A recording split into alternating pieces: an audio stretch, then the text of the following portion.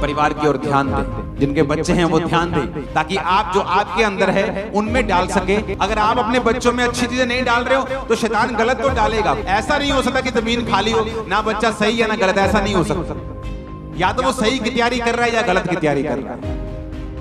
अपने घरों में समय दें, अपने बच्चों परिवार को जांचें और परखें, प्यार के साथ अपने बच्चों को मोल्ड करें, वहां लगाएं जहां वो कल जाना चाहते हैं।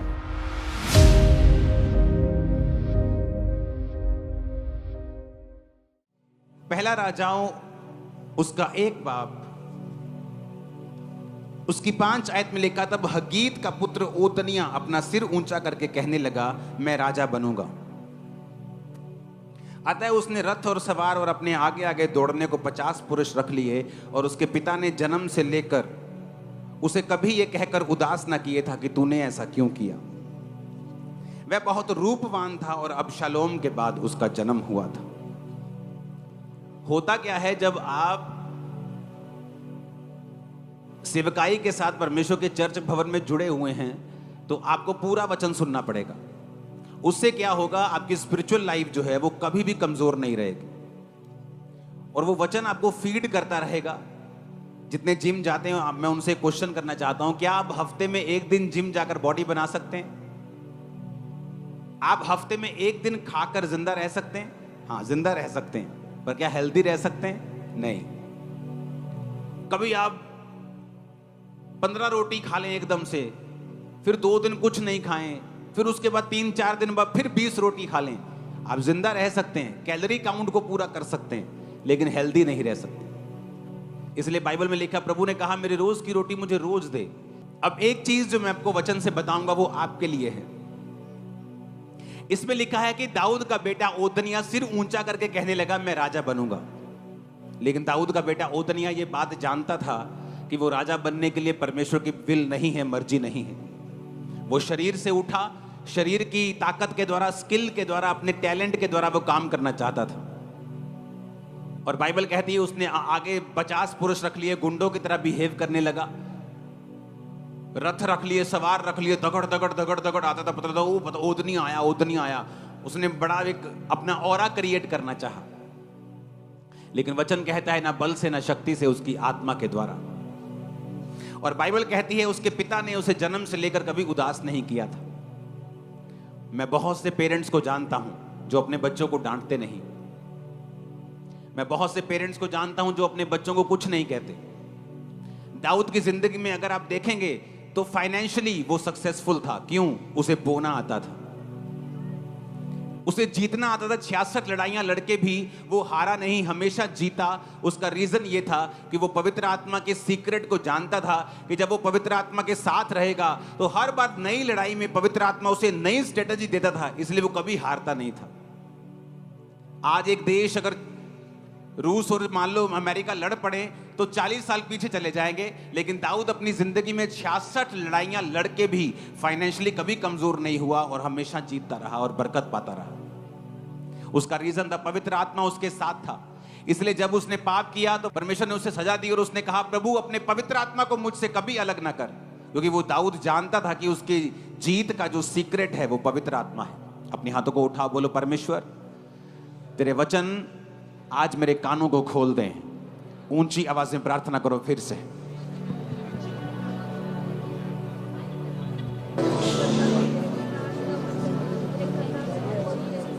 आमीन। बाइबल को इसलिए लिखा गया है और बाइबल की हर एक घटना को इसलिए लिखा गया है कि हम उससे सीख सकें। बाइबल में किसी भी पाप को छुपाया नहीं गया। मोआब किससे जन्मा था? लूत की अपनी बेटी से, छुपाया नहीं गया। लेकिन परमेश्वर ने कहा मोआब जो पाप से जन्मा है मेरी हुजूरी में कभी ना आए, और मोआबियों से हमेशा परमेश्वर नफरत करता रहा। हर एक इंसिडेंट को, हर एक घटना को बाइबल में लिखा गया ताकि जब आने वाले समय के करोड़ों खरबों विश्वासी इसे पढ़े तो वो इनसे सीख सकें। दाऊद अपनी जिंदगी में हर जगह कामयाब था अपने परिवार को छोड़ के। उसका परिवार एक बहुत बड़ा मेस था, उसका परिवार एक बहुत बड़ी गड़बड़ था। दाऊद का परिवार एक ब्लेस्ड परिवार नहीं था।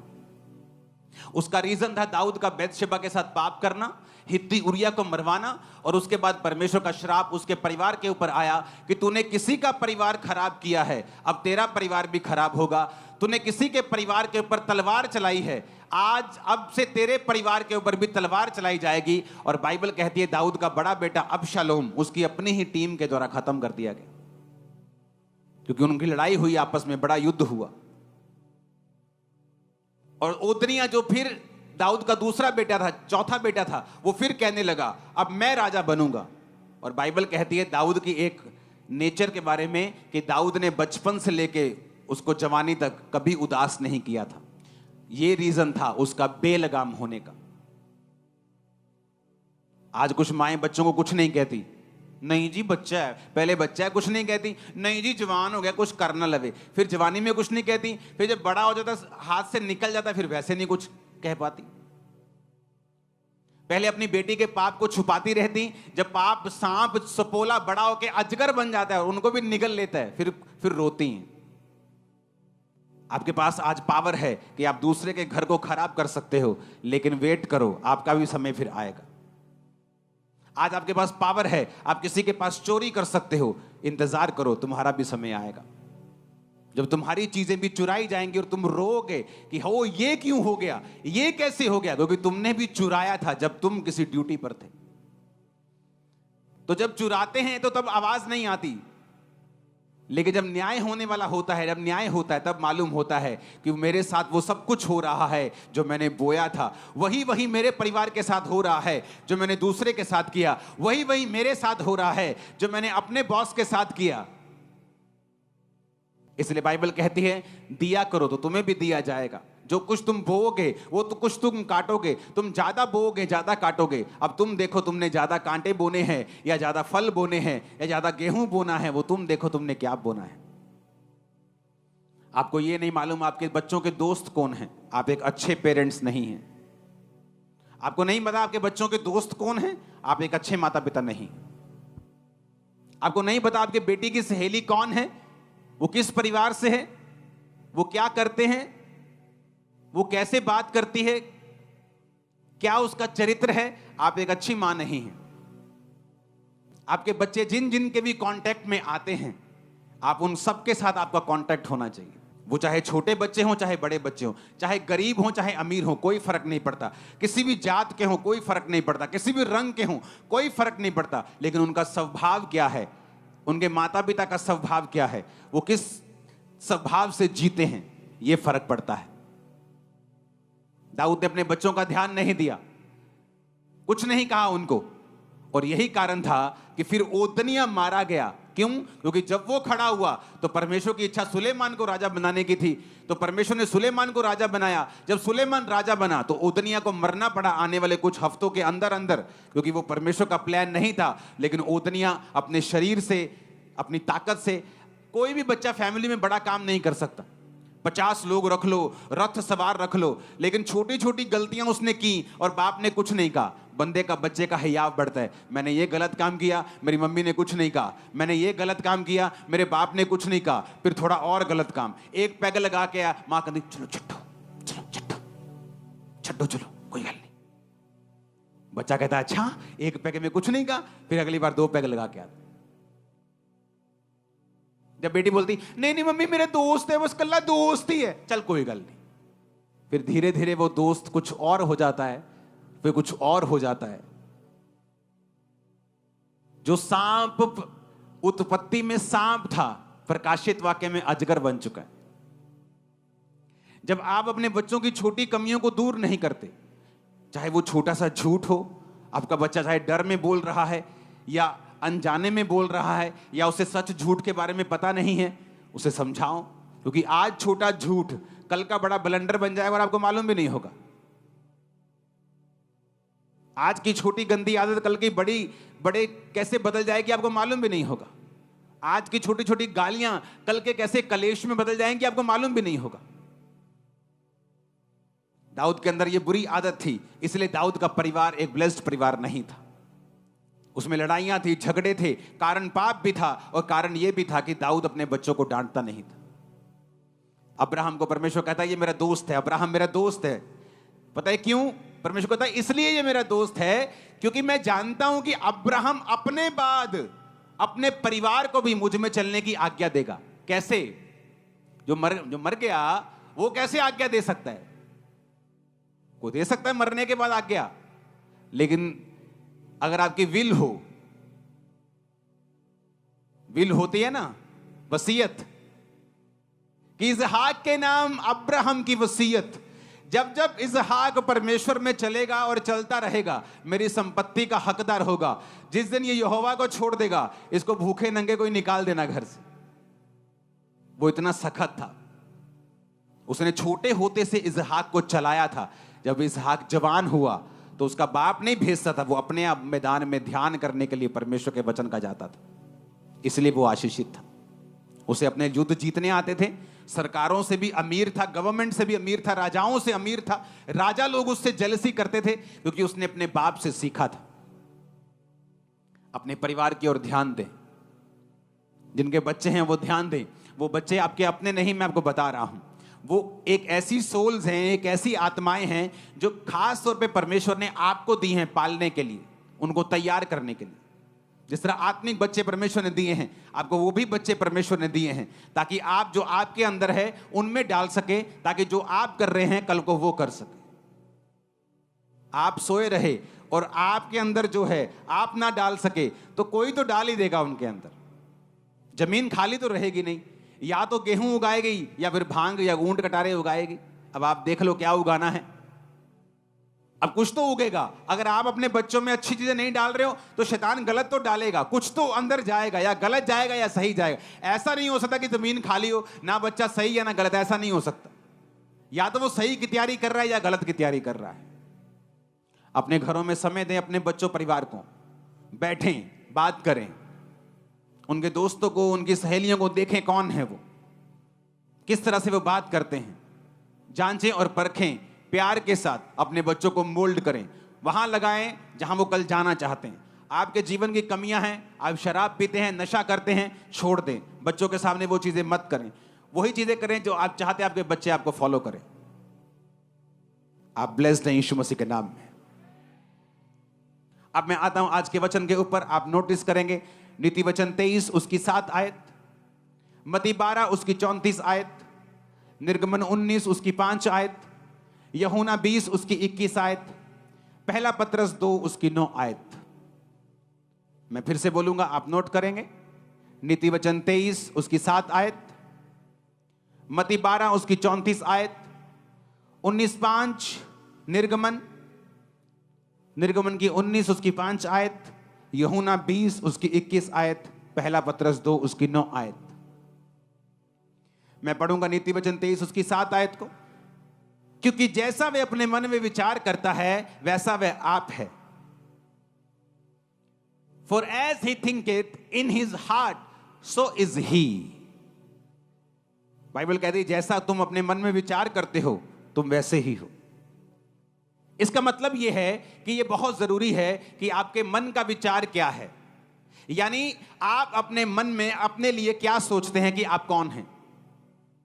मेरी लाइफ की सबसे बड़ी प्रॉब्लम 2004 और 5 में यह थी कि मैं ये मानने के लिए तैयार नहीं था अपने अंदर कि मैं परमेश्वर का सेवक बन सकता हूं। जबरदस्ती ले हैंड करवाती थी टीम कि चलो ले हैंड करो, प्रेयर करो, लेकिन मुझे विश्वास नहीं था कि मैं एक सेवक हूं। तो मुझे बार बार बताया जाता था कि तू परमेश्वर का सेवक है, तू प्रभु का सेवक है, लेकिन मेरी लाइफ की कंडीशंस ऐसी थी कि मेरे मन में ये फेथ नहीं था। और जब तक आप पूरी तरह से विश्वास में नहीं भरते, आपकी लाइफ की बहुत सारी मुसीबतें आपको छोड़ के नहीं जाती।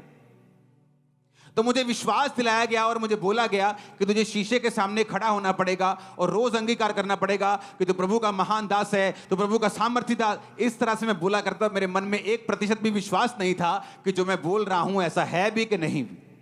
लेकिन कई बार जब आप बोलते हैं, वचन को पढ़ते हैं और आप वचन को अपने अंदर समाने देते हैं तो क्या होता है। पहला पत्रस 2 उसकी 9 में लिखा है, परंतु तुम एक चुना हुआ वंश हो, राज पदधारी हो, याजकों का समाज हो, पवित्र हो, निज प्रजा हो। प्रभु ने तुम्हें अंधकार में से अपनी अद्भुत ज्योति में बुलाया है, उसके गुण प्रकट करो। निर्गमन 19:5 में लिखा, इसलिए यदि तुम निश्चय मेरी मानोगे, मेरी वाचा का पालन करोगे, तो सब लोगों में से तुम मेरा निज धन ठहरोगे। तब मुझे वचन समझ आया। वचन में यह लिखा था कि मुझे अपने आप को वैसा देखना पड़ेगा जैसा वचन कहता है, नहीं तो मैं वो नहीं बन पाऊंगा जो वचन मुझे बनाना चाहता है। क्योंकि हर एक लाइफ में परमेश्वर की बड़ी योजना है। हो सकता है आप एक आम परिवार से हो, आपकी लाइफ बड़ी नॉर्मल हो, बड़ी गरीबी में हो, बड़े छोटे कुल से, परिवार से, कहीं से भी आप आए हो।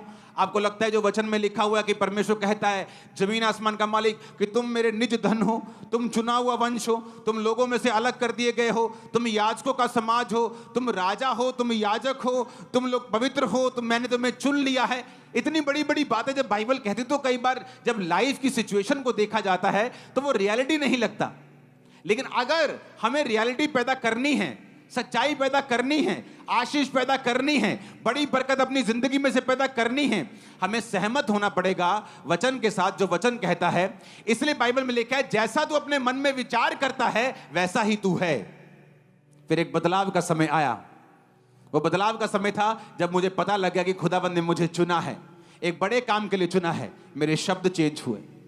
अगर किसी विश्वासी में बदलाव आप देखते हो तो उससे पहले का स्टेप यह है कि उसके शब्द चेंज होना शुरू हो जाते हैं। फिर वो अपनी बीमारी के बारे में बात नहीं करता, वो ये बारे में बात करता है कि जीसस क्राइस्ट सब कुछ कर सकते हैं, उसके कोड़े खाने से मैं चंगा हो चुका हूं, चंगी हो चुकी। वो अपने संघर्ष के बारे में बात नहीं करता, वो वचन के बारे में बात करता है, विश्वास के बारे में बात करता है। हालेलुया। कोई आपसे पूछ सकता है, ओ तेरे माथे पे तो अभी भी वो तेरा तू ठीक नहीं हुआ। आप उसे बता सकते हो, इस संडे चर्च में बहुत बड़ी बड़ी गवाहियां थी। आज प्रभु ने बड़े बड़े लोगों को चंगा किया। बड़े बड़े सालों के बाद लोग व्हील चेयर से उठे, बहुत बहुत सालों के बाद लोगों ने अपने बेबीज को पाया। उसके कोड़े खाने से मैं चंगा हो चुका हूं, ये तो कुछ भी नहीं, ठीक हो जाएगा, अभी देखना तुम ठीक हो जाएगा। वो नहीं रहेगा, क्योंकि आपको जवाब देना आ चुका है। जैसा तू अपने मन में सोचता है तू है, वैसा ही तू बन जाएगा। लेकिन आप अपने मन में क्या सोचते हैं, ये कभी नहीं हो सकता, ये चीज कभी नहीं हो सकती, ये बरकत मैं कभी नहीं पा सकता, मेरा वीजा कभी नहीं आ सकता, मैं फाइनेंशियली स्टेबल कभी नहीं हो सकता। इसीलिए कहता हूं वचन पढ़ो, रोज वचन सुनो, संडे थर्सडे वचन सुनो। वचन सुनते जाओगे, तुम्हें समझ आती जाएगी। जब समझ आती जाएगी तुम वैसा बोलते जाओगे, जैसा बोलते जाओगे फिर वैसा होता जाएगा। आमीन बोलो जोर से। कलीसिया क्यों आशीषित होती है? दो तरह से। जब कलीसिया वचन को सुनती है, वचन को मानने लगती है, वचन पर विश्वास करने लगती है और वचन को बोलने लगती है, वचन का प्रचार करने लगती है, फिर वो नहीं बोलती जो उसकी सिचुएशन है, जो धरती पे हो रहा है, जो उसकी लाइफ में घट रहा है, फिर वो बोलती है जो वचन में लिखा हुआ है। और धीरे धीरे आपको वही रिजल्ट मिलने लगते हैं जो वचन में लिखे हुए हैं। और दूसरा हिस्सा कलीसिया कैसे आशीषित होती है? कलीसिया आशीषित होती है जब वो एक जीवित चर्च में चली जाती है। आप जीवित चर्च में रोपे जाते हैं, आप लगाए जाते हैं, उसके बाद आप जीवित चर्च के दर्शन को सुनते हैं। पौलुस ने कहा, जितने लोग मेरे दर्शन के साथ जिन्होंने बोया है, प्रार्थनाएं की हैं, परमेश्वर तुम्हारी घटियों को पूरा करेगा। उसने सब लोगों को नहीं कहा। आज सारे क्रिश्चियन उठ के इस वचन को क्लेम नहीं कर सकते कि परमेश्वर मेरी हर घटी को महिमा सहित मसीह यीशु में पूरा करेगा। नहीं करेगा। वो उन लोगों के लिए वचन है जिन्होंने अपने जीवन को गॉस्पल के लिए, सुसमाचार के लिए लगाया है, अपने पैसों को, बीजों को बोया है, प्रार्थनाएं की हैं, दीन दुखियों के लिए प्रार्थनाएं की हैं, उनकी हेल्प की है, पास्टर्स के लिए प्रार्थनाएं की हैं। आप कैसे ब्लेस होते हैं? जब आप वचन सुनते हैं, मानते हैं, और दूसरा जो दर्शन परमेश्वर ने जिस कलीसिया में आपको भेजा है, आप उस दर्शन में शामिल हो जाते हैं, आप इस विजन में शामिल हो जाते हैं कि हम भी आपके विजन में, यीशु समाचार फैलाने के विजन में हम भी शामिल हैं। तो कलीसिया आशीषित होना शुरू होती है और उसकी लाइफ के अपने मसले जो हैं वो खत्म होना शुरू होते हैं। ऊंची आवाज में हालेलुया बोलो। और इसलिए बाइबल कहती, पौलुस उनको कहता था कि तुम्हारी हर घटी को वो इज्जत के साथ पूरा करेगा। क्यों? क्योंकि तुमने मेरे दर्शन में मेरा साथ दिया है। आज कलीसिया इसलिए आशीषित नहीं होती कि वो आकर सिर्फ प्रेयर अटेंड करे, वो इसलिए भी आशीषित होती है कि जब परमेश्वर उस दर्शन को, जो परमेश्वर ने अपने दास को दिया है, उसको पूरा करने के लिए वो प्रेयर्स करती है। आने वाले हफ्तों में ये मार्च महीना, अप्रैल महीना, मई महीना, जब इंडिया में इलेक्शन हो रहे होंगे तो शैतान चर्चिस को टारगेट करने की कोशिश करेगा।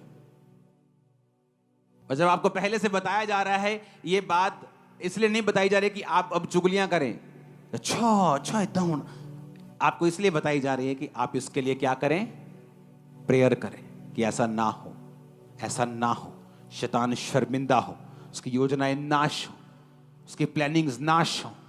आप फास्टिंग करेंगे, आप प्रेयर करेंगे, और जब प्रभु देखता है आपको कि मैंने परमेश्वर के दास को एक दर्शन दिया, उसने लोगों को बताया, लोगों ने सुना, रिस्पॉन्स किया, कुछ ने रोजे रखे, किसी ने प्रेयर शुरू की, कोई रात को कर रहा है, कोई दोपहर को कर रहा है, और जब परमेश्वर आपको देखता है कि आप किंगडम में एक वैल्यूएबल एसेट बनते जा रहे हैं, कि आप उसके राज्य में काम आ रहे हैं, उसके वो आपका ध्यान रखता है, वो आपकी प्रेयर को भी सुनता है।